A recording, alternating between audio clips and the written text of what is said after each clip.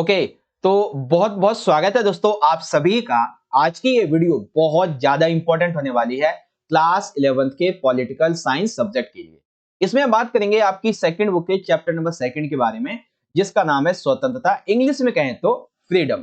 तो बच्चों, आपके इस चैप्टर से संबंधित पॉलिटिकल साइंस के सभी एग्जाम के लिए, यानी कि पॉलिटिकल साइंस का आपका कोई भी एग्जाम हो, ठीक है, हर एक एग्जाम के लिए इस चैप्टर से जितने भी मोस्ट इंपॉर्टेंट क्वेश्चन आंसर निकल सकते हैं उनको हम यहाँ पे डिस्कस करने वाले हैं। और ये वो क्वेश्चन आंसर होने वाले बच्चों जो आपके इस चैप्टर से हर बार पेपर में पूछे गए हैं, यानी कि वे प्रश्न बच्चों जो इस स्वतंत्रता वाले चैप्टर से हर एक एग्जाम में ज्यादातर आते ही आते हैं, रिपीटेड क्वेश्चन है बच्चों, उनको हम यहाँ पे डिस्कस करेंगे। ठीक है, आपको करना क्या है, बस सिंपल सा, आपको ये वीडियो पूरा कंप्लीटली एंड तक देखना है, एकदम फोकस होके। और जब आप पूरा देख लोगे ना तो आप ये पाओगे कि हाँ भाई, वाकई में जैसा कि सर ने बताया था कि बढ़िया तैयारी हो जाएगी, वाकई में आपकी बढ़िया तैयारी हो चुकी होगी यदि आप इसे कंप्लीटली एंड तक देख लेते हो। इसके बाद में आपको चैप्टर भी पढ़ने की जरूरत नहीं। और एक चीज मैं आपको पता है, एक रियल फैक्ट बताता हूं आपको, ये जो आपकी सेकंड वाली बुक है ना, ये थोड़ी सी डिफिकल्ट बुक है। ठीक है, इसमें बेसिकली बहुत सारी परिभाषाएं हैं, तो आप बहुत ज्यादा कंफ्यूज हो सकते हो। ठीक है, लेकिन जैसे जैसे मैं इंपॉर्टेंट क्वेश्चन की सीरीज लेके आता जाऊंगा, आप उन सभी चीजों को देखेंगे ना तो आप इजी तरीके से समझ जाएंगे। ठीक है, बस आपने करना क्या है, वही एक ही चीज एंड तक देखना है। ठीक है, सभी क्वेश्चन मैं आपको हिंदी में समझा दूंगा और जो इंग्लिश मीडियम के बच्चे रहेंगे उनके लिए आंसर दिखा दिए जाएंगे। ठीक है, बाकी हिंदी में तो आपको समझा दूंगा। चलिए शुरुआत करेंगे हम अपने इस चैप्टर के जो शब्द है उसके इंट्रो से। क्वेश्चन है बच्चों कि स्वतंत्रता की परिभाषा क्या है। ठीक है, तो ये प्रश्न आपसे 2 मार्क्स में पूछा गया ज्यादातर। ठीक है, स्वतंत्रता की मीनिंग क्या, what is mean by freedom.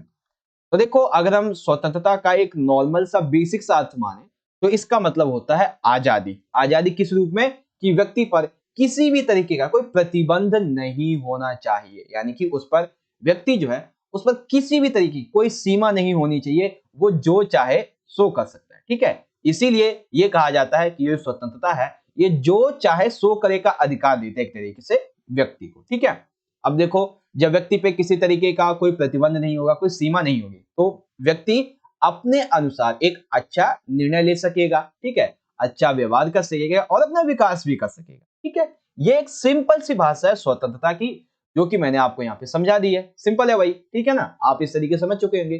देखिए, मैं आपको सीधा सीधा बताता चलूंगा, बाकी आप जो है आंसर को यदि आपको पढ़ना है तो आप पढ़ लीजिए, बाकी मैं आपको सीधा सीधा आंसर अच्छे तरीके से समझाता चलूंगा। इंग्लिश मीडियम के बच्चे यहाँ पे देख लेंगे, what is mean definition bye liberty, another hand freedom. ठीक है, यहाँ पे आप इसे पढ़ो और आंसर को यहाँ पे समझ लीजिए। ठीक है भाई, क्वेश्चन हमारा नेक्स्ट ये बनेगा कि भाई चलो, स्वतंत्रता हमने मान लिया कि एक तरीके से आजादी होती है। ठीक है, और लेकिन हमें स्वतंत्रता पर प्रतिबंध भी चाहिए होते हैं। अब हमारा दूसरा क्वेश्चन जो है वो आपसे 4 नंबर में बनेगा कि स्वतंत्रता पर प्रतिबंध के क्या स्रोत हो सकते हैं, यानी कि यदि हमें किसी व्यक्ति की जो आजादी है उस पर रोक लगानी है तो हम कैसे लगा सकते हैं। ठीक है, और दूसरा ये कि हमें किसी की आजादी पर जो प्रतिबंध हैं इसको लगाने की आवश्यकता पड़ती ही क्यों है। ठीक है, तो पहले हम ये देख लेते हैं कि कैसे रोक लगा सकते हैं, फिर हम ये देख लेंगे कि हमें आवश्यकता क्यों पड़ती है। ठीक है भाई, तो बेसिकली देखो, स्वतंत्रता जिसका नॉर्मली अर्थ होता है आजादी, इसीलिए यहाँ पे स्वतंत्रता का अर्थ है व्यक्ति पर बाहरी प्रतिबंधों का अभाव है। ठीक है, यानी कि व्यक्ति पर बाहरी प्रतिबंध नहीं होनी चाहिए। ठीक है, इसको स्वतंत्रता बोलते हैं। तो वही चीज है कि अगर हमें प्रतिबंध लगाना है किसी पे तो उसके स्रोत क्या है। ठीक है, मान लेते हैं कोई किसी की स्वतंत्रता जो है वो हनन हो रही है, तो हमें उसे प्रतिबंध लगाना है तो कैसे लगा सकते हैं। सबसे पहले हम क्या करेंगे, बलपूर्वक, यानी कि उसको डरा धमका के उस पर प्रतिबंध लगा सकते हैं। ठीक है, या फिर जो गवर्नमेंट लॉ होते हैं, यानी कि सरकारी जो कानून है, पुलिस वगैरह, इसके द्वारा लगा सकते हैं। ठीक है, साथ ही यदि कोई सामाजिक या आर्थिक असमानता है, जैसे कि कोई बड़ी जाति का है, ठीक है, वो निचली जाति का हनन कर रहा है, तो हम बड़ी जाति की जो बंधा होगा उसकी जो आजादी है उस पर प्रतिबंध लगा सकते हैं। अमीर गरीब का शोषण कर रहा है तो हम अमीर की आजादी पे प्रतिबंध लगा सकते हैं। तो ये सारी आ जाती है। फॉर एग्जाम्पल के लिए, जैसे दक्षिण अफ्रीका में रंगभेद की व्यवस्था थी। ठीक है, तो यहाँ पे क्या था, ये एक तरीके की क्या थी, सामाजिक असमानता थी, यानी कि जाति प्रथा थी, तो इसीलिए उसे वहां पे प्रतिबंध लगा दिया गया। तो ये चीज इसमें आ जाती है। अब बारी आती है, चलो आपने ये लगा दिया, आखिर हमें यही आवश्यकता ही क्यों पड़ती है कि हम किसी की आजादी पे रोक लगाएं। क्यों भाई, ऐसा क्यों है कि हमें आवश्यकता पड़ जाती है कि हम तुम्हारी आजादी पे, तुम्हारी फ्रीडम पे, तुम्हारी लिबर्टी पे हम जो है वो प्रतिबंध लगाएंगे। ठीक है, तो सबसे पहला कारण ये होता है भाई कि दूसरे व्यक्ति के अधिकारों की पूर्ति करने के लिए, क्योंकि कई बार होता है कि आप अपने हित के लिए दूसरे बंदे को नुकसान पहुंचाते हो, ये आ जाता है। ठीक है, दूसरा ये है कि टकराव की स्थिति को रोकने के लिए, यानी कि कभी दो व्यक्ति जो है वो आपस में अपनी आजादी के बारे में लेके लड़ने लगे कि मुझे आजादी है, मैं तो कुछ भी कर सकता हूँ, किसी को भी मार पीट सकता हूँ। ना ना ना ना ना ना, मारपीट करते हुए पाए गए ना तो पुलिस ले जाएगी, धर ले जाएगी आपको। ठीक है ना, तो वही चीज है कि टकराव की स्थिति को ऐसे रोकने के लिए। ठीक, उसके बाद में तीसरा है कि देखो अभी के टाइम पे आप सभी को पता है, जैसे हम भारत की बात कर लें या फिर किसी भी कंट्री की बात कर लें, तो जनसंख्या बहुत तेजी से बढ़ रही है। तो ऐसे में क्या है कि हमारे पास जो संसाधन है, इक्विपमेंट्स है, वो बहुत कम होते जा रहे हैं। ठीक है, तो इसीलिए हमें सार्वजनिक कल्याण के लक्ष्य के लिए और संसाधनों के उचित बंटवारे के लिए हमें ऐसा करना पड़ता है कि किसी की आजादी पर रोक लगानी पड़ती है थोड़ी बहुत। ठीक, चौथा क्या है कि मुक्त समाज में अपने विचारों को बनाए रखने व जीवन जीने के अपने तरीके विकसित करने के लिए, यानी कि एक एक फ्री जो सोसाइटी है उसमें जितने भी व्यक्ति हैं उन वो सभी अपने विचारों को बनाए रख सकें। ठीक है, अपने विचारों को लोगों तक पहुंचा सकें, अपने विचारों का प्रचार कर सकें, प्रसार कर सकें, वो सभी ठीक है, वो अपना जीवन विकसित कर सकते हैं, जीवन जीने के तरीके विकसित कर सकते हैं इसके लिए, ताकि उसमें कोई अड़चन पैदा ना करे। ठीक, पांचवा ये है कि हिंसा और विवादों को नियंत्रित करने की आवश्यकता के लिए। देखिए, जब आजादी है किसी को तो वो तो ये कहेगा कि भाई मैं तो हिंसा भी कर सकता हूँ, आजादी है मुझे तो कुछ किसी को मारने पीटने की। नहीं नहीं, आप हिंसा नहीं कर सकते, यदि करते हुए पाए गए तो आप पे प्रतिबंध लगा दिया जाएगा, जुर्माना प्लस जेल। ठीक है ना, सारी चीजें। और सबसे आखिरी पॉइंट ये आ जाता है कि आपने देखा होगा जब भी जो संघर्ष है यानी कि लड़ाई जो है वो कैसे देखते हैं। मान लेते हैं कि आप चालान मतलब आप गाड़ी चला रहे हैं, ठीक है, तो जो चालान करने वाला व्यक्ति होता है, ऑफिसर होता है, ठीक है, ट्रैफिक पुलिस ऑफिसर, वो आपसे कहता है कि भाई आपने रेड लाइट तोड़ा है, आप पे जो है वो चालान लगेगा। आप उस पर क्रोध निकालने लगे, और भैया हमारा चालान कैसे काट रहे थे, जानते नहीं हम कौन है, हैं? तो ऐसे हो जाता है। कई बार पार्किंग को लेके, जमीन को लेके तो ये लड़ाइयां वगैरह हो जाती है। ठीक है, तो ऐसी लड़ाई ना हो तो ऐसे में हम उसकी आजादी पे प्रतिबंध लगा सकते हैं। जैसे मान लेते हैं आप गाड़ी चला रहे हो, आप पहुंच के रेड लाइट तोड़ दिया आपने, आगे पहुंच के पुलिस वाले ने रोक लिया, तो यहाँ पे जिसने रेड लाइट तोड़ी है उसकी आजादी पे प्रतिबंध लगाया जाएगा, क्योंकि आपने नियमों का उल्लंघन किया है। ठीक है ना, ये चीजें हैं। ओके बच्चों, तो ये आपको समझ में आ गया कि स्वतंत्रता पर प्रतिबंध लगाने आवश्यक क्यों है। दूसरे व्यक्ति की अधिकारों की पूर्ति के लिए, टकराव की स्थिति को रोकने के लिए, संसाधनों के उचित बंटवारे के लिए, सार्वजनिक कल्याण के लक्ष्य के लिए, हिंसा और विवादों को रोकने के लिए। ओके भाई, चलिए आप देख लीजिए कि स्वतंत्रता पर प्रतिबंधों के स्रोत क्या क्या होते हैं। ठीक है ना, ये आपके स्रोत हो जाएंगे, और उसके बाद में इसकी हमें आवश्यकता पड़ती ही क्यों है आखिर, जो हमें प्रतिबंध लगाने पड़े। ओके भाई, चलिए अब जो बच्चे इंग्लिश मीडियम के यहाँ से देख सकते हैं कि what are the sources of restriction on liberty and why do we need restriction on liberty, है ना। तो सबसे पहले क्या देखेंगे, the sources of restriction on freedom, another hand liberty was it. Okay, and the second point is that कि the need for restriction on liberty या फिर the need for restriction on freedom, that's all. Okay, चलिए next question की बात कर लेते हैं। अगला क्वेश्चन हमारा थर्ड। ये प्रश्न बेसिकली जो है वो आपसे यहाँ पे एक चीज मैं बता देता हूँ, ये प्रश्न आपसे 2 मार्क्स में पूछा गया। ठीक है, यानी कि इसमें 2 प्रश्न हैं और दोनों ही 2-2 मार्क्स में अलग अलग से पूछे गए। एक प्रश्न है हमारा कि स्वतंत्रता के आदर्श के रूप में नेल्सन मंडेला की आत्मकथा का वर्णन कीजिए, और दूसरा क्वेश्चन पूछा गया था कि आंग सैन सू की कहानी, ठीक है, इसका आपको वर्णन करना। ठीक है, तो ये 2 अलग अलग पॉइंट है, 2 अलग अलग 2-2 मार्क्स के क्वेश्चन है, ये याद रखेंगे। ठीक है, तो शुरुआत करेंगे हम नेल्सन मंडेला से। तो नेल्सन मंडेला की जो आत्मकथा थी उसका नाम था बच्चों लॉन्ग वॉक टू फ्रीडम, यानी कि स्वतंत्रता की लंबी यात्रा। याद रखेंगे, नेल्सन मंडेला की आत्मकथा का नाम क्या है, long walk to freedom. Hindi meaning क्या हो जाएगा, स्वतंत्रता के लिए लंबी यात्रा। ठीक है भाई, अब बात आती है कि आखिर इस किताब में क्या दिया गया है, इन्होंने क्या स्ट्रगल किया था, उसकी बात आती है। तो बेसिकली इनकी इस किताब में यानी कि लॉन्ग वॉक टू फ्रीडम में दक्षिण अफ्रीका में जो रंगभेद फैला था काले गोरों वाला, वो यहाँ पे बात आ जाती है। और साथ ही यहाँ पे जो गोरों के शासन थे यानी कि जो अंग्रेज लोग थे उनके शासन की नीतियों पे आ जाती बात। ठीक है, और साथ ही जो पुलिस वगैरह होती थी और जो काले लोग होते, जो गोरे लोग थे, वो हम लोगों का यानी कि दक्षिण अफ्रीकी अफ्रीकी जो लोग थे उनकी उनका अपमान करते थे, ठीक है। साथ ही पुलिस जो लोग थे वहां पे क्रूरता दिखा रहे थे, मारा पीट करते थे, ठीक है, महिलाओं के साथ में जबरदस्ती कर रहे थे। तो इन सभी को देखते हुए इन्होंने बेसिकली एक आंदोलन चलाया। आंदोलन इस तरीके से कि मतलब ऐसा नहीं कोई जैसे महात्मा गांधी ने आंदोलन चलाया था, ऐसा नहीं, मतलब नॉर्मली तरीके से कि विरोध इन्होंने किया था इस चीज का, रंगभेद का, ठीक है, गोरों के शासन का। दक्षिण अफ्रीका के जो लोग हैं इनके लिए जो पुलिसकर्मी थे ये अपमान करते थे, उनके साथ में बदसलूकी किया करते थे। तो इसको लेके यहाँ पे ये बात की गई। विशेष बात इनकी किताब की ये रही थी कि इसमें जो संघर्ष था वो काले और गोरों के साथ साथ श्वेत लोगों के लिए था, यानी कि काले गोरे तो थे ही, साथ ही जो श्वेत लोग थे उनके लिए भी संघर्ष था, ठीक है, यानी कि जो यूरोपीय लोग थे उनकी बात आती है। ओके, अब देखो जब ये बातें हो ही रही थी कि कैसे हम इसको दूर करेंगे कैसे नहीं करेंगे, तभी दक्षिण अफ्रीका के सभी लोगों को आजादी के लिए, आजादी दिलाने के लिए, उनके लिए ये जो बाध्यताएं थी इन सभी को दूर करने के लिए, अन्याय को खत्म करने के लिए उन्होंने संघर्ष किया। और संघर्ष किया तो सिंपल सी बात है, गवर्नमेंट ने क्या किया, इनको जेल में डाल दिया। तो 28 साल के लिए इन्हें जेल में डाल दिया और उन्होंने स्वतंत्रता प्राप्त करने और जेल जाने के लिए अपने पसंदीदा खेल, मुक्केबाजी, कपड़े, संगीत, हर एक चीज को इन्होंने त्याग दिया था। और ये मात्र तकरीबन कुछ ही उम्र के रहे होंगे जब इन्होंने ये काम किया था, ठीक है। तो उस उम्र में अपने पसंदीदा खेल को छोड़ना, संगीत को छोड़ना और जेल का रास्ता अपनाना, ये सिर्फ और सिर्फ एक देशभक्त ही कर सकता है, ठीक है भाई। तो नेल्सन मंडेला जो थे वो एक तरीके से दक्षिण अफ्रीका के एक बहुत ही बड़े देशभक्त के रूप में थे, जिन्होंने a long walk to freedom किताब लिखी, जिसमें बहुत सारी बातें ये कही गई थी जो मैंने आपको समझा, ठीक है। दूसरी आत्मकथा आती है बच्चों आंग सैन सू की, ठीक है। तो आंग सैन सू की जो पुस्तक है बच्चों उसका नाम है फ्रीडम फ्रॉम फियर। देखिए, फ्रीडम फ्रॉम फियर यानी कि भय से मुक्ति, दैट मीन्स डर से मुक्ति।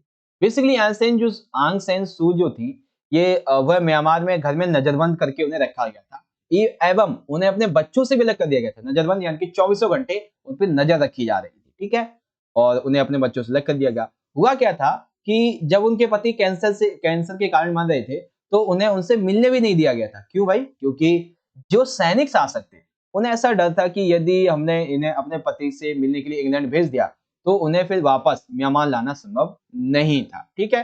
आंग सैन सू जो वो ये कहती थी कि मेरे लिए असली आजादी डर से स्वतंत्रता है, यानी कि मेरे लिए जो असल में आजादी है उसका मतलब है अपने अंदर के डर से स्वतंत्रता पाओ। जब तक आप डर से मुक्त नहीं हो सकते हैं आप एक अच्छा जीवन नहीं जी सकते। इसीलिए हमें अपने अंदर का जो डर है उसे निकालना चाहिए। इसीलिए इनकी किताब का नाम है फ्रीडम फ्रॉम फियर यानी कि भय से मुक्त, ठीक है भाई। आ गया समझ में आंग सैन सू की कहानी?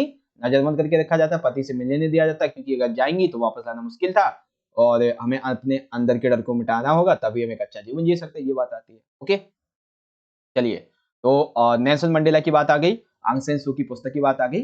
नेक्स्ट अब बारी आती है इंग्लिश में कि describe the autobiography of Nelson Mandela and the story ideal of Aung San Suu Kyi as an ideal of freedom, ठीक है ना।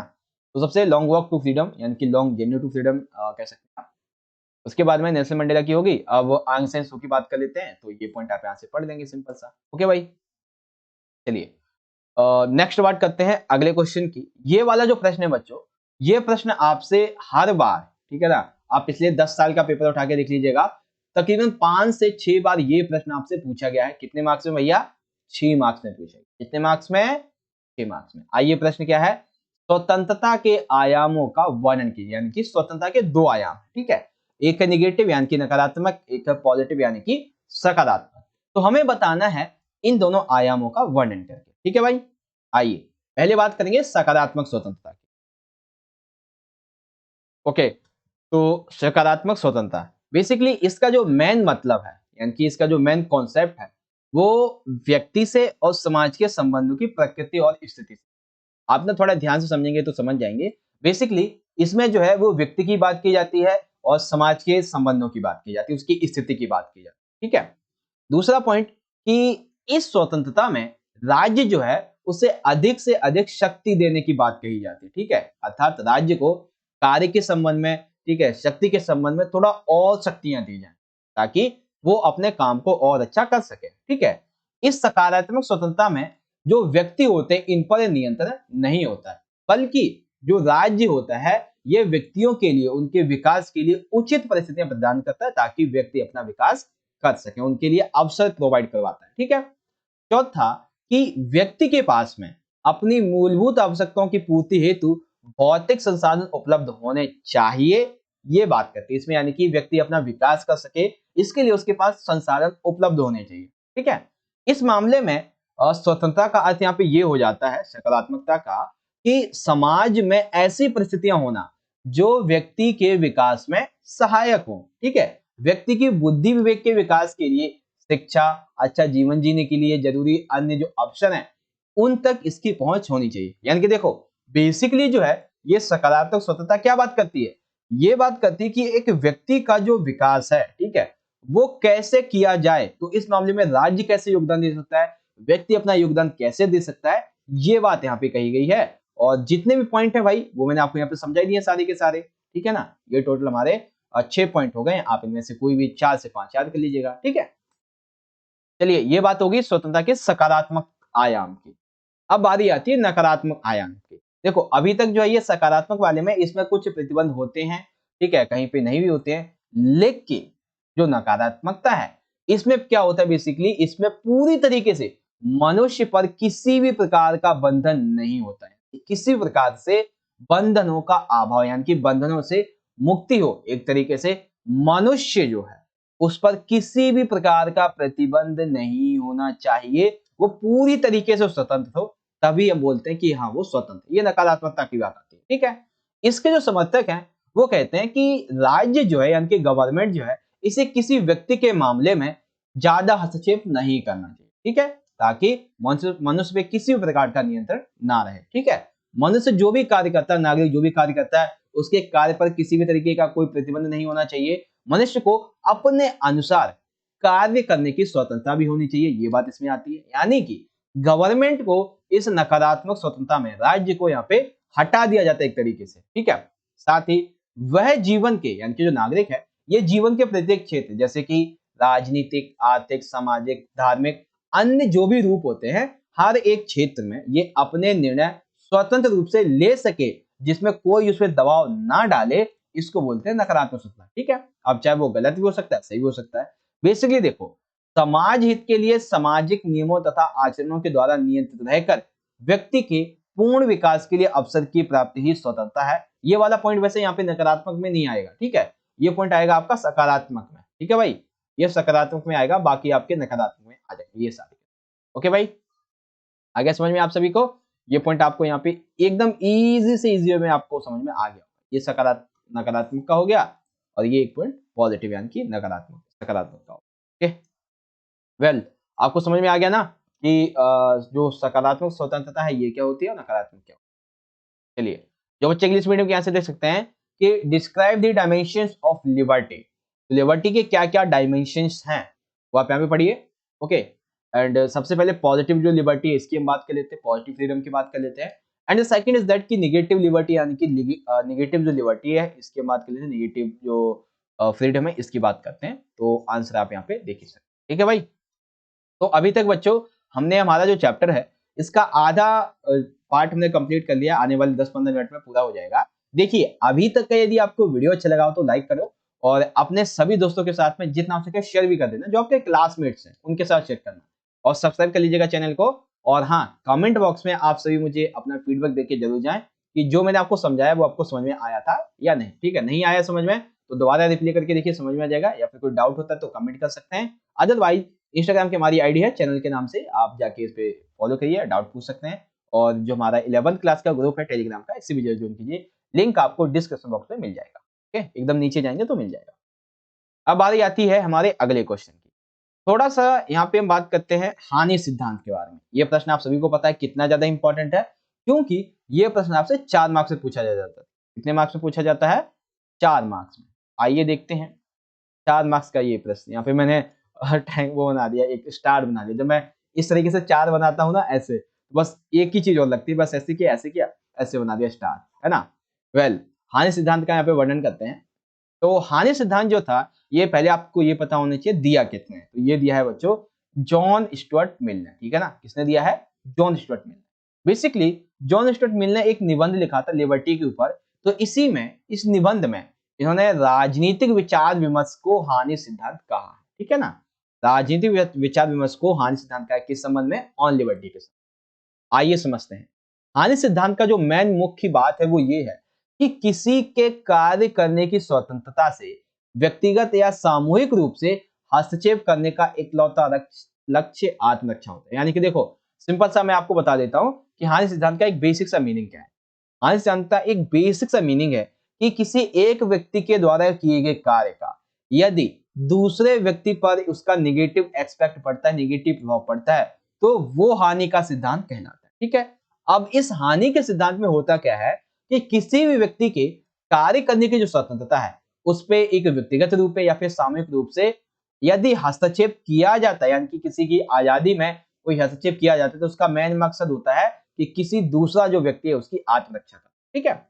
बेसिकली अगर कोई व्यक्ति अपना कार्य आसानी से कर रहा है, सुचारू रूप से कर रहा है, किसी को कोई नुकसान नहीं हो रहा है, तो अच्छी बात है। लेकिन नुकसान हो रहा है तो उसकी इच्छा शक्ति के खिलाफ, ठीक है ना, शक्ति का यानी कि राज्य जो है वो यदि हस्तक्षेप करता है तो उसका मेन उद्देश्य जो है वो होता है किसी अन्य को हानि से बचाना। मान लेते हैं आप कोई काम कर रहे हो, उससे किसी दूसरे व्यक्ति को नुकसान पहुंच रहा है, तो ऐसे में वो बंदा जो है वो गवर्नमेंट जो है उससे मदद मांग सकता है और गवर्नमेंट उसकी मदद करेगी भी। उसका मेन मकसद क्या होगा कि जिस बंदे को आपके कार्य से हानि हो रही है उसे बचाना, ठीक है। अब जेएस जो मिल थे, इन्होंने क्या किया, हानि के सिद्धांत को जो व्यक्ति के कार्य है इसमें हस्तक्षेप के लिए एक अकेला प्रभावी कार्य के रूप में स्वीकार किया। यानी कि हानि का सिद्धांत ही एक ऐसा सिद्धांत है जो ये हमें बताता है कि हाँ, आप व्यक्ति के ऐसे कार्यों में हस्तक्षेप कर सकते हो जो किसी दूसरे पर निगेटिव प्रभाव डालते हैं, ठीक है। अब इन्होंने एक अंतर स्पष्ट किया, क्या? एक स्वसंबंध कार्य का और एक पद संबंध का। स्वसंबंध कार्य ऐसे कार्य जिनका प्रभाव कर्ता पर पड़े, यानी कि किसी, मान लेते ये एक पूरा समाज है, ठीक है, इसमें टोटल 10 लोग रहते हैं, इन 10 में से ये एक बंदा जो ये कार्य करता है तो इसका प्रभाव केवल इसी पे पड़ता है, तो इसको बोलते हैं स्वसंबंध कार्य। एक व्यक्ति के कार्य का प्रभाव उसी पे पड़े। पद संबंध का मतलब ये जो एक बंदा है इसने कार्य किया तो इसका प्रभाव इन समाज के 10 लोगों पे भी पड़ रहा है, ठीक है ना। जैसे चोरी करके लाया है, आतंकवादी बन गया है, तो उस समाज को लोग क्या समझते हैं, हाँ भाई और भी आतंकवादी निकल सकते हैं यहाँ से, तो यही बात हो जाती है ना। तो वही चीज है कि पद संबंध यानी कि खुद पे प्रभाव, और सॉरी स्वय संबंध यानी कि स्वय का मतलब कि खुद से, पद का यानी कि दूसरे से, बस वही बात आ जाती है, सिंपल। ओके, आगे हानि के सिद्धांत के बारे में और भी बातें आ जाती हैं कि हानि के सिद्धांत में यह कहा जाता है कि हम स्वतंत्रता पर प्रतिबंध लगा सकते हैं, ठीक है। लेकिन यदि प्रतिबंध लगाना है तो हमें सबसे पहले ये देखना चाहिए कि जो हानि हुई है, ठीक है, जो निगेटिव प्रभाव पड़ा है वो कितना ज्यादा है, कितना गंभीर है, ये देखना पड़ता है, ठीक है। अब जैसे मान लेते हैं कि कोई एक बहुमंजिला मकान है, ठीक है ना, मान लेते हैं ये टोटल जो है एक 4 मंजिल 5 मंजिल का ये एक मकान है, ठीक है। ऐसे में कोई एक व्यक्ति जो है, मान लेते हैं ये दूसरी मंजिल का एक व्यक्ति है, हाँ दूसरी मंजिल का व्यक्ति है जो कि तेज आवाज से क्या करता है, संगीत बजाता है, ठीक है ना। तो ऐसे में जो अन्य आसपास के लोग होंगे उसकी उससे परेशानी तो होगी, तो ऐसे में वो क्या कर सकते हैं कि उससे जाके बात कर सकते हैं, बातचीत कर सकते हैं और इस जो समस्या है इसे हल कर सकते हैं, ठीक है। इसमें आपको पुलिस की जरूरत नहीं होती है। आपको पुलिस की जरूरत कहाँ पे होती है, जब वो ये जो दूसरा बंदा था, मतलब जो तेज संगीत में आवाज सुना रहा था, ये आपके समझाने के बावजूद भी ऐसा ना करे और उसकी वजह से वाकई में कोई यदि आसपास कोई ऐसा पेशेंट है जिसको ध्वनि से कोई हानि होती है, होता है ना किसी को ध्वनि से हानि होती है या फिर कोई सुन नहीं पाता है ज्यादा तेज की आवाज, तो हाँ वहां पे आप उसको बुला सकते हो क्योंकि मेडिकल अप्रूवमेंट के अकॉर्डिंग उसको बहुत ज्यादा खतरा है। तो ऐसे में आप वो कोई कार्य ऐसा नहीं कर सकते हो जिससे दूसरे की स्वतंत्रता हनन होती है, ठीक है ना। तो ये पॉइंट आ जाते हैं भाई हानि के सिद्धांत के बारे में, ये बातें आपको पता चली होंगी अच्छी तरीके। ओके, चलिए अब जो बच्चे इंग्लिश मीडियम के यहाँ से देख सकते हैं कि डिस्क्राइब दी लॉस थ्योरी या फिर describe the harm theory, loss कह लो या फिर हार्म थ्योरी कह लो, दोनों एक ही है। ये दी किसने थी भाई, जॉन स्टुअर्ट मिल ने दी थी। ओके बच्चों, और पॉइंट जो है वो आपके यहाँ से यहाँ तक ये आ जाते हैं, ठीक। आगे के 2 पॉइंट आपके और ये भी आ जाएंगे, ये यहाँ पे आप देख ही सकते, ये बात है। ओके, नाउ नेक्स्ट पे चलते हैं।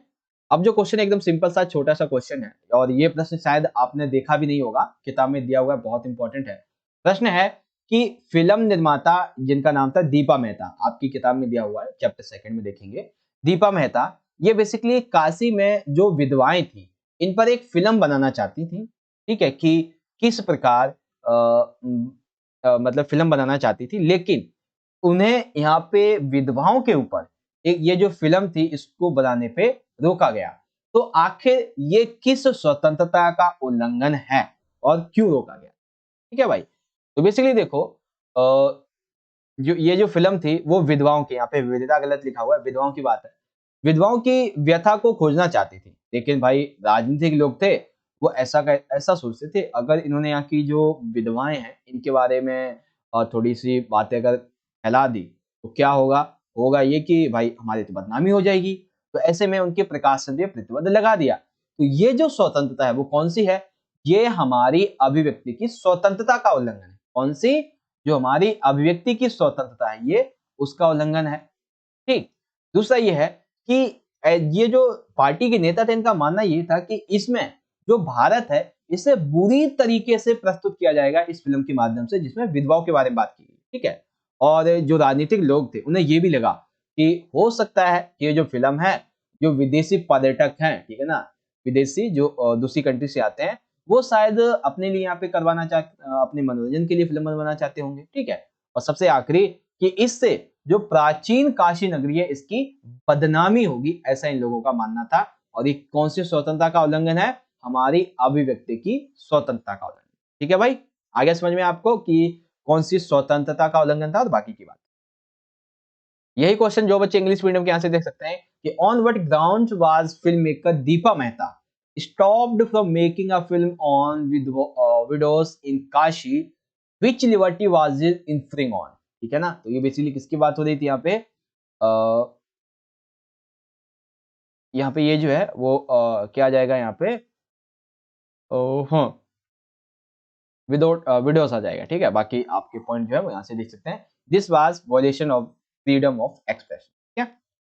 अब जो हमारा प्रश्न है बच्चों, ये भी एक ऐसा प्रश्न है जो आपसे 6 मार्क्स में पूछा गया। ठीक है। और कई बच्चों को इसके आंसर लिखने में कठिनाई होती है। पता तो होता है, लेकिन एक 6 नंबर में 6-7 पॉइंट जो लिखने होते हैं वो नहीं पता होते क्या क्या लिखे। तो वो मैं आपको अच्छे समझा दूंगा, देखिएगा ध्यान से। देखिए प्रश्न क्या है कि अभिव्यक्ति की स्वतंत्रता का अर्थ क्या है? आपकी राय में इस स्वतंत्रता पर समुचित प्रतिबंध क्या होंगे? उदाहरण से, यानी कि आपको सबसे पहले बताना है अभिव्यक्ति की स्वतंत्रता का मतलब क्या है, फिर आपको बताना है कि क्या इस पे प्रतिबंध लगाए जा सकते हैं, अगर लगाए जा सकते हैं तो उदाहरण दीजिए कैसे लगाए जा सकते हैं, और या क्या कभी लगाए गए हैं तो वो भी आपको बता देना है। तो जी हाँ, बिल्कुल। पहले हम बात करेंगे अभिव्यक्ति की स्वतंत्रता के बारे में। ठीक है। तो आंसर यहाँ से कुछ इस तरीके से शुरू होगा कि जो हमारी अभिव्यक्ति की स्वतंत्रता है ये एक व्यक्ति की मौलिक आवश्यकता है, यानी कि एक ऐसी आवश्यकता है जिसके बिना वो अपने विचारों को नहीं दूसरों को पेश कर सकता है, ना ही दूसरे की बातों को सुन सकता है। ठीक है ना। तो ये अभिव्यक्ति की स्वतंत्रता है जो कि प्रजातंत्र को, या फिर आप ये कह सकते हो जो लोकतंत्र होता है, इसको क्या करती है? सफल बनाती है। ठीक है। अर्थात एक तरीके से यहाँ पे ये बात की जाती है, चाहे समाज में कोई भी स्त्री हो या पुरुष हो, उन सभी को अपने आप को अभिव्यक्त करने की स्वतंत्रता होनी चाहिए। इसीलिए इसे हम बोलते हैं गैर हस्तक्षेप के न्यूनतम क्षेत्र से संबंधित, यानी कि इसमें ये जो स्वतंत्रता होती है इसमें किसी भी तरीके का कोई हस्तक्षेप नहीं होता है। किसमें? अभिव्यक्ति वाली में। अब जैसे आपको लिखना है तो सरकार आपको मना करेगी लिखने के लिए? नहीं। आप कोई कार्य करना है तो कार्य करने के लिए मना करेगी? नहीं करेगी। चित्रकारी करते हैं तो सरकार मना करेगी? नहीं। आप बोल रहे हैं, आप कला कर रहे हैं, तो क्या कोई आपको मना करेगा? नहीं करेगा। तो यही होती है अभिव्यक्ति की स्वतंत्रता। ठीक है ना। लेकिन क्या हो जब इस पे सरकार जो है वो सीमाएं लगा दे, प्रतिबंध लगा दे, सरकार जो वो कहे कि तुम ये नहीं कर सकते। ठीक है। ऐसा आखिर वो क्यों करेगी और कैसे करती है, सारी चीजें समझेंगे। तो अब हम बात करेंगे कि अभिव्यक्ति की जो स्वतंत्रता है इस पे आखिर जो प्रतिबंध है वो कैसे लगाया जाए। ठीक है। तो बेसिकली देखो, हमारा जो कॉन्स्टिट्यूशन है, भारतीय संविधान, इसमें कई ऐसे अनुच्छेद हैं जिसमें जो हमारी अभिव्यक्ति की स्वतंत्रता है इस पे प्रतिबंध लगाने के जो तथ्य हैं वो यहाँ पे प्रस्तुत किए गए। एग्जाम्पल के तौर पे देखिए, हम सभी को पता है कि जो समाचार पत्र यानी कि जो मीडिया है ये लोकतंत्र का चौथा स्तंभ है। ठीक है ना। तो समाचार पत्रों को ये स्वतंत्रता दी जाती है कि जो हमारी संसद होती है यानी कि केंद्रीय, और जो हमारे विधानमंडल होते हैं राज्य के, ठीक है ना, तो इनकी जो कार्यवाही होती है, उनके जो कार्य होते हैं, ठीक है, उनकी जो स्पीच होती है वो लोगों के सामने रख सकते हैं, ये अच्छी बात है। ठीक है। लेकिन इसमें प्रतिबंध है। क्यों है? क्योंकि कोई भी मीडिया, कोई भी टीवी चैनल अश्लील यानी कि जो सही नहीं है, जो फैमिली के साथ में बैठ के नहीं देख सकते हो, विघटनकारी, देश को देश की अशांति मतलब देश की शांति को भंग करने वाले, देश की असुरक्षा या फिर देश के जो टॉप सीक्रेट हैं उनको बाहर लाने की इजाजत नहीं देती है। यदि ऐसा करते, अश्लील वीडियोस को दिखाती है, विघटनकारी बातों को फैलाती है, तो उस पे प्रतिबंध लगा दिया जाएगा। ठीक है, अब बारी आती है, ये तो हो गया न्यूज चैनल की, लोकतंत्र के चौथे स्तंभ के रूप में मीडिया की बात। अब बारी आती है एक पर्टिकुलर व्यक्ति की। तो देश की संप्रभुता तथा अखंडता यानी कि देश के प्रति सकारात्मक और देश के प्रति जो एकता है इसको लेके, शिष्टाचार को लेके, सदाचार को लेके, राज्य की सुरक्षा, विदेशी राज्यों के साथ मैत्रीपूर्ण संबंधों को लेके आप अच्छी बात कह सकते हो, तो प्रतिबंध नहीं लगेगा। लेकिन जैसे ही आपने देश को तोड़ने की बात की, ठीक है ना, राज्य की सुरक्षा को लेके आपने जो है भेद जो थे दूसरी कंट्री को बताने शुरू कर दिए, विदेशी राज्यों के साथ मैत्रीपूर्ण संबंधों के विरुद्ध बोला, जैसे कि कोई दूसरी कंट्री का कोई प्राइम मिनिस्टर आया, ठीक है, कोई प्रेसिडेंट आया हमारे यहाँ पे और आपने उसके खिलाफ कुछ गलत बोल दिया, तो ऐसे में आपकी जो स्वतंत्रता है अभिव्यक्ति की, उस पर प्रतिबंध भी लगाया जाएगा, रोक भी लगाई जाएगी, साथ ही आपको जेल भी डाल दिया जाएगा। ठीक है, देश की लोक व्यवस्था, न्यायालय अवमानना यानी कि न्यायालय ने कोई बात कही आप उसे नहीं मानते हैं, तो इस आधार पर भी अभिव्यक्ति की आपकी जो स्वतंत्रता है इस पे प्रतिबंध लगाया जा सकता है। ठीक है, चौथा ये है एग्जाम्पल के तौर पे, जैसे कि फिल्म निर्माता दीपा मेहता थी, तो ये काशी में जो विधवाएं थी, ठीक है ना, इन पर फिल्म बनाना चाहती थी, तो उस पर रोक लगा दिया गया था। और भी कई उदाहरण है, जैसे कि ओबरी मेनन की रामायण रिटोल्ड है, ठीक है, सलमान रुश्दी की द सोटानिक वर्सेस है, ठीक है, the last temptation of Christ and the, और फिर आता है मी नाथुराम बोलते, ये नाटक था, ये भी बंद करवा दिया। क्या क्यों भाई? क्योंकि कुछ लोगों ने इनका विरोध किया था, इसीलिए ये सब जो थे वो बंद यहाँ पे करवा दिए गए थे। ठीक है भाई, तो ये है अभिव्यक्ति की स्वतंत्रता पर प्रतिबंध, एकदम सिंपल सा पॉइंट। ओके, तो ये अभिव्यक्ति की स्वतंत्रता होती क्या है, इस पे प्रतिबंध कैसे चाहिए होते हैं, कैसे लिखते हैं, सारी चीजें समझ। अब जो बच्चे इंग्लिश मीडियम के हैं वो यहाँ से देख सकते हैं पहला क्वेश्चन, मतलब पार्ट पहले की हम बात करें कि राइट या फिर दोबारा पढ़ते हैं कि what is mean by freedom of expression. ठीक है, expression, what in your opinion would be reasonable restrictions on this freedom या liberty, explain with the example. तो पहले फ्रीडम ऑफ स्पीच, इसका मीनिंग क्या है, मींस दैट आप यहाँ पे ये समझिए। ठीक है, द सेकंड वाज इट कि restrictions on freedom of expression was it या फिर इट इज, ठीक है ना, वाज या फिर इट इज दैट। ओके, तो ये पॉइंट आप यहाँ पे देख सकते हैं, आप इसे पढ़ सकते हैं। ओके, अनदर हैंड जो नेक्स्ट क्वेश्चन दैट कि हाँ, सबसे आखिरी क्वेश्चन है बच्चों हमारा ये, और ये प्रश्न आपसे 2 मार्क्स में 2 से 3 बार पूछा गया है 10 साल में, आप देखेंगे 2 से 3 बार, ज्यादा नहीं। ठीक है, तो पढ़ लेंगे इसे भी कि जे एम स्मिथ जिन्होंने हानि का सिद्धांत दिया है, तो इन्होंने अभिव्यक्ति की जो स्वतंत्रता है इसके बारे में किन 4 कारणों की चर्चा की है। ठीक है ना, तो 4 कौन से ऐसे कारण हैं जो इन्होंने चर्चा की है। ठीक है, तो बेसिकली इन्होंने अपनी पुस्तक या फिर निबंध कह सकते हो लिबर्टी, इस पे चर्चा की है स्वतंत्रता के बारे में। ठीक है, जैसे कि हानि सिद्धांत हमने देख ही लिया था। 4 तरीके की इन्होंने कारणों की व्याख्या की है। सबसे पहला कि कोई भी विचार पूरी तरह गलत नहीं होता, जो हमें गलत लगता है उसमें सच्चाई का तत्व होता है, यानी कि हम सभी को पता है कई बार हम देखते हैं कि कुछ विचार ऐसे होते हैं जो एक्चुअल में गलत नहीं होते, ठीक है, लेकिन हमें गलत लगते हैं, और हम किसी बात को जब मान रहे होते तो हमें कहीं ना कहीं एहसास होता है, हमारे दिल को ये एहसास होता है कि कहीं ना कहीं इसमें कुछ सच्चाई तो हो सकती है। ठीक है, अब जैसे आप बात कर लेते हैं रिलेशनशिप की, ठीक है, अब इसमें क्या होता है कि कोई लड़का है लड़की है, ठीक है, तो गलती से कोई गलत फहमी हो गई, ठीक है, वो एक्चुअल में गलत नहीं है, वो क्या है, गलत फहमी हुई है, लेकिन दोनों में रिश्ता है, ठीक है, प्यार मोहब्बत वाला, तो ऐसे में एक तत्व तो है उनके अंदर कि हाँ भाई हो सकता है कि कहीं सच्चाई हो भी और नहीं भी हो, तो ये बात आ जाती है। दूसरा ये है कि सत्य जो है वो स्वयं उत्पन्न नहीं होता, विरोधी विचारकों के द्वारा सत्य पैदा होता है। ठीक है, मान लेते हैं, अब मैं आपको रिलेशनशिप की बात बता देता हूँ, ठीक है, मान लेते हैं कोई किसी से चीट कर रहा है, तो वो ऐसे ही नहीं होता कि कोई आके बता देगा या फिर आपसे पहचान लेगा, नहीं, जब आप कुछ उसके सामने बात करोगे ना ऐसी, और वो एकदम से हड़बड़ा जाएगा कि अब क्या बोलूं अब क्या बोलूं, तो वो एकदम अचानक से सत्य बता देगा, नॉर्मल रूप से नहीं बताएगा। जब आप अपने पार्टनर को थोड़ा उकसाओगे ना, तब वो आपको सत्य बताता है, तो वही चीज है। तीसरा ये है कि विचारों का यह संघर्ष केवल अतीत में मूल्यवान नहीं था, बल्कि हर समय निरंतर महत्व होता रहता है, ये हर एक चीज में आता है। ठीक है ना। चौथा, कि हम ये सुनिश्चित ही नहीं कर पाते हैं कि जो हम सत्य मानते हैं, जो हमने देखा है, जो हम सत्य मानते हैं कि क्या वह वास्तव में सही है भी या नहीं है। कई बार ये भी होता है कि वो समाज जो बातों को गलत मानता है और उन्हें दबा देता है, बाद में जाके वही सत्य भी हो जाता है। आपने बहुत सी मूवीज में ऐसा देखा होगा कि एक एक कहानी आपने सुनी होगी भेड़िया वाली कि एक वो होता है, क्या कहते हैं, गडरिया होता है एक तरीके से, ठीक है। वो भेड़े चला रहा होता है, वो हर रोज-रोज कहता है कि शेर आया, शेर आया, शेर आया, लेकिन वो डेली आ जाते थे बंदे बचाने के लिए कि कहीं आ गया हो, लेकिन वो मजे ले रहा होता है। लेकिन एक्चुअल में जिस दिन शेर आता है, उस दिन वो उसके 2-4 भेड़ों को ले जाता है, वो तो बताता है वाक़ई में आया था और उस दिन कोई आता नहीं है। तो वही चीज़ है। तो यही यहाँ पे भी बताया गया है कि कभी-कभी हमें जो लगता है ना कि जो समाज जिस सत्य को ठुकरा रहा है, वो वाक़ई में कभी सच होता है, ठीक है ना? लेकिन जब अतीत में पता नहीं चलता, लेकिन भविष्य में जाके पता चल जाता है। तो वही चीज़ है यहाँ पे, ठीक है? समझ गए अच्छे तरीके से? अब जो बच्चे इंग्लिश मीडियम के हैं, वो यहाँ से पढ़ सकते हैं कि discuss the reasons given by JS. Mill regarding freedom of expression, ठीक है ना? तो रीजंस क्या है भाई? यहाँ पे आप इनको पढ़िए और इन सभी चीज़ों को समझिए। ओके बच्चों? वेल यहाँ पे टोटल हमारे 35 मिनट्स हो चुके हैं एंड मैंने आपको यहाँ पे जितना हो सकता था अच्छे से अच्छे तरीके से आपको यहाँ पे समझाने की कोशिश की थी। हर एक क्वेश्चन आपको अच्छे तरीके से समझ में आ चुका होगा, ठीक है भाई। देखिए अब यदि आपको वीडियो अच्छा लगा हो, ठीक है, तो जितना हो सके आप उतना वीडियो को लाइक करो, ठीक है। सभी बच्चे वीडियो को जितना हो सके अपने दोस्तों के साथ शेयर भी करो और हाँ, मुझे सभी बच्चे एक बार कमेंट बॉक्स में बता के जरूर जाएं जो मैंने आपको समझाया समझ में आया या नहीं।